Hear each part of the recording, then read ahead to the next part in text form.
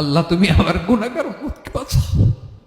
এই দুনিয়ার বুকে রব্বুল আলামিন সব নবীকে একটা করে দাওয়া মুস্তাজাবা দিয়েছেন, মানে যে দোয়া করলে কবুল হয়ে যায় সাথে সাথেই। দুনিয়ার সব নবীরা ওই দোয়াটা দুনিয়ায় করে ফেলেছে। বিশ্বনবী বলবেন, আল্লাহ ওই স্পেশাল দোয়াটা দুনিয়াতে করি নাই, আজকে আমি তোমার দরবারে দাঁড়িয়ে কিয়ামতের দিন ওই দোয়াটা করছি। আল্লাহ আমার যে উম্মতের হৃদয়ে যাররা পরিমাণ ঈমান আছে, আমার একটা উম্মতকেও তুমি জাহান্নামে ঢুকাতে পারবা না।